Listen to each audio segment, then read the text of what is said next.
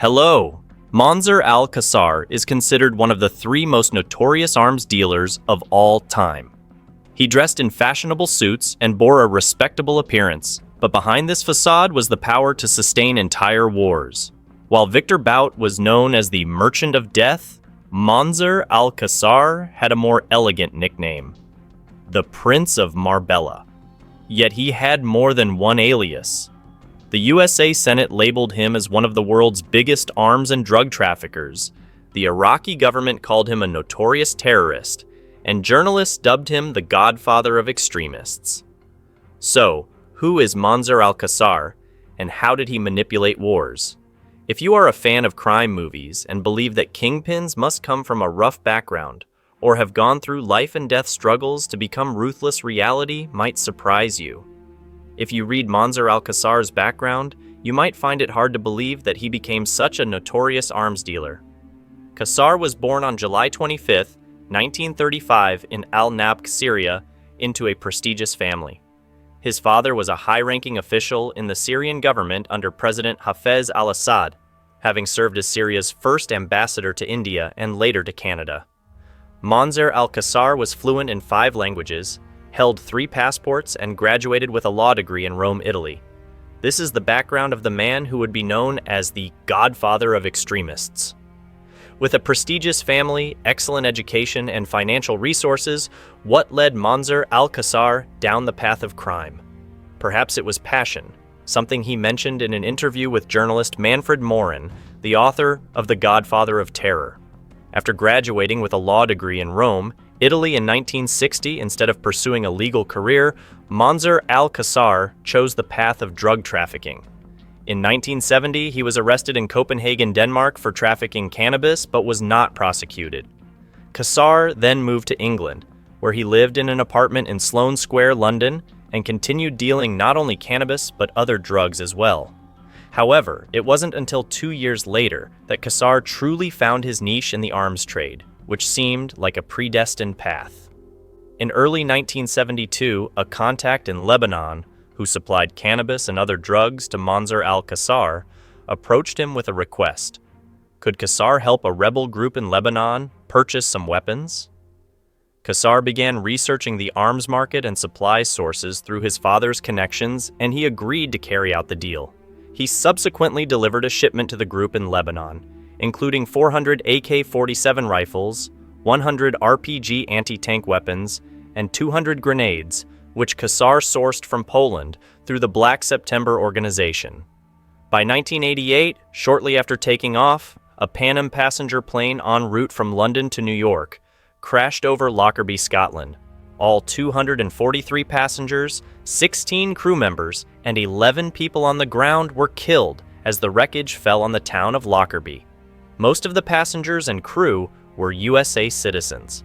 The subsequent investigation revealed that the bomber was Abdelbassat Mohammed Ali al-Makrahi, a Libyan intelligence officer, and that the explosives used to make the bomb were supplied by Casar. However, due to a lack of evidence, Casar escaped conviction. After his spectacularly successful deals, Casar officially entered the black market arms trade and became famous under the nickname the Prince of Marbella. However, governments often referred to him as the godfather of extremists, and they had good reasons for doing so. One of the incidents directly involving Casar occurred in October 1985 when 4 members of the Palestine Liberation Front hijacked the Italian cruise ship Achille Lauro and took dozens of hostages while it was docked in Egypt. The group demanded that Israel release all members of the Palestine Liberation Organization being held in detention. When Israel refused, the hijackers killed Leon Klinghoffer, a Jewish USA man who was wheelchair-bound after a stroke, and threw his body overboard.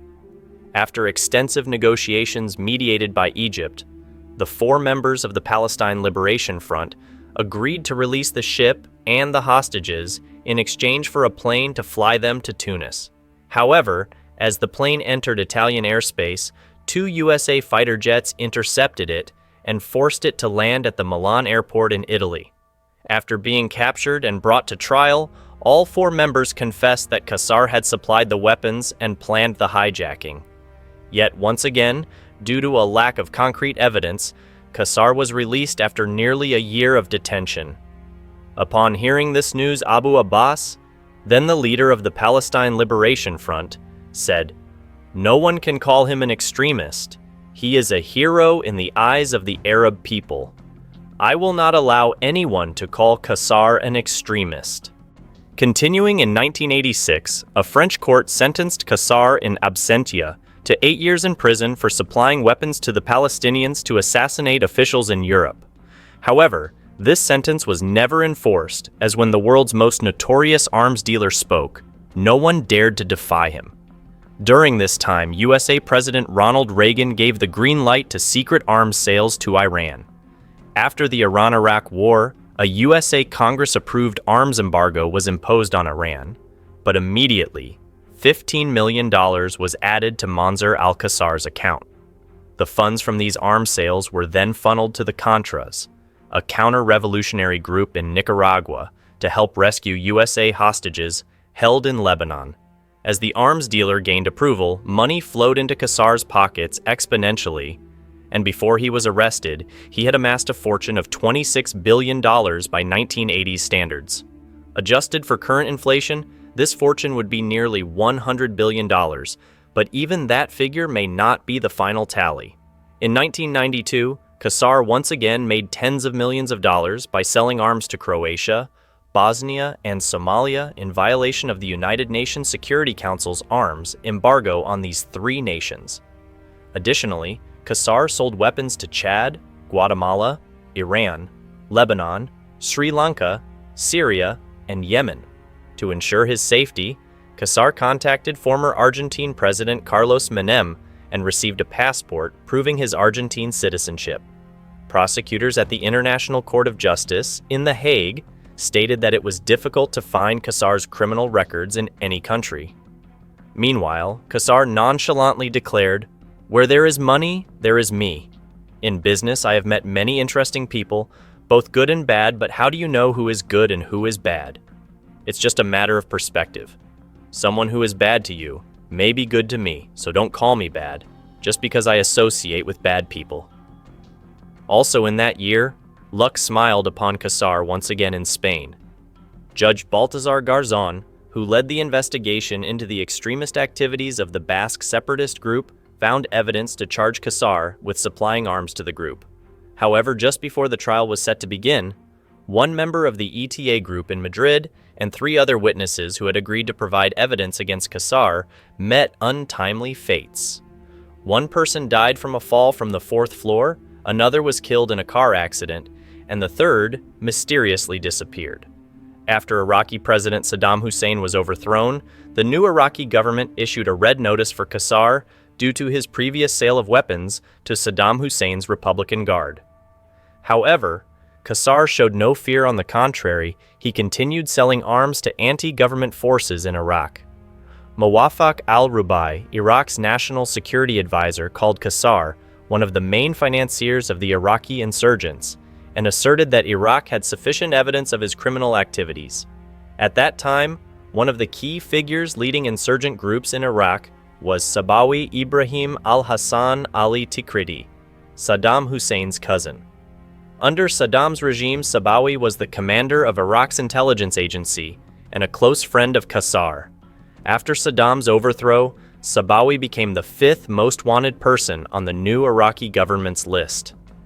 In early April 2005, the United Nations ordered the seizure of assets belonging to Sabawi Ibrahim al-Hassan Ali Tikriti and his 6 sons for financing former regime loyalists and insurgent groups to carry out attacks against the Iraqi government and the USA-led coalition. In 2001, the 9/11's terrorist attacks in the USA dramatically altered the country's foreign policy. USA laws were amended to allow the capture of suspects hiding and operating abroad to be brought to trial in federal courts. This paved the way for the USA Drug Enforcement Administration, DEA, to plan the capture of Monzer Alcasar in 2006. Similar to the operation that captured the Merchant of Death Victor Bout, the DEA orchestrated a sting operation codenamed Operation Legacy, carried out by the agency's Special Operations Division under the command of Jim Soils.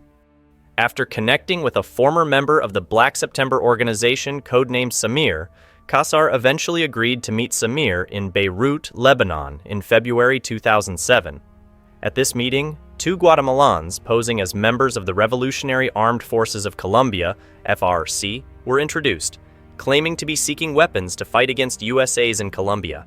After several contacts and negotiations, Alcasar agreed to sell FARC 15 shoulder-fired surface-to-air missiles, 4,000 grenades, 9,000 AK-47 rifles, and 300 kilograms of C4 explosives. In exchange, FARC would pay Alcasar with cocaine worth $15 million. All of these meetings were secretly recorded by the DEA. The DEA then proposed that the fake FARC group persuade Alcasar to travel to Romania to receive the cocaine as planned. With the approval of the Romanian government, the DEA intended to arrest Alcasar in Bucharest.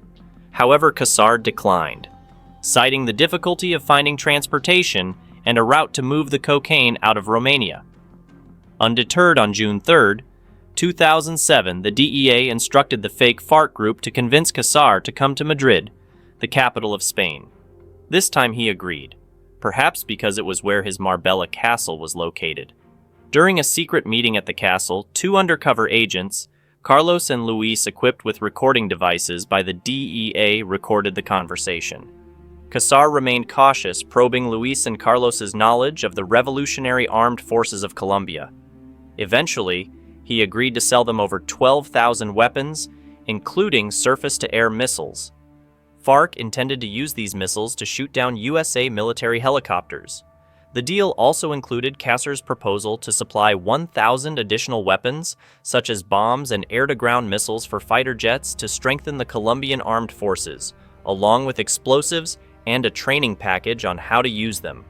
Alcasar demanded that the $4.4 million payment for the weapons be made in installments. Once the deal was set, the DEA aimed to arrange the exchange at a location where extraditing him to the USA would be easiest.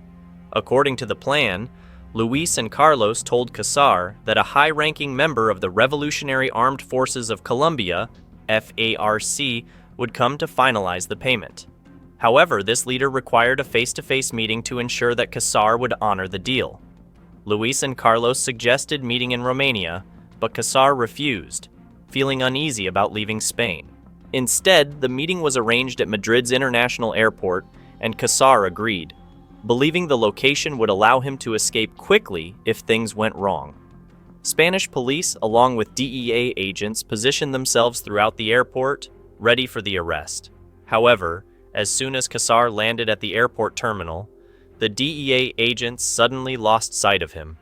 After a few tense minutes, the agents breathed a sigh of relief when they saw Alcasar emerge from the airport restroom.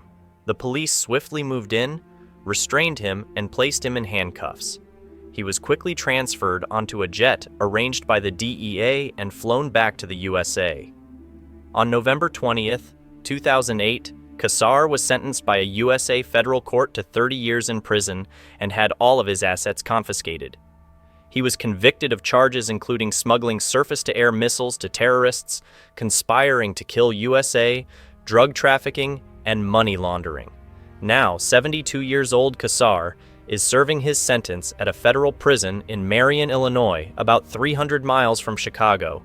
He is not eligible for parole until 2033, when he will be 88 years old. The once glorious arms-dealing career of Monzer Alcasar did not end safely like Victor Bout's.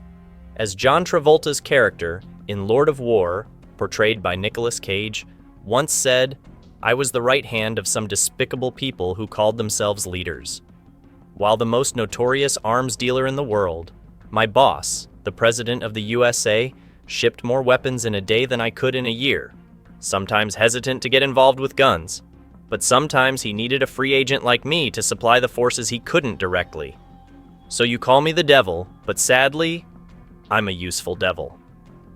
What do you think of this story? Leave your thoughts below for everyone to see. Don't forget to like and subscribe to support me. Thanks for watching. Goodbye.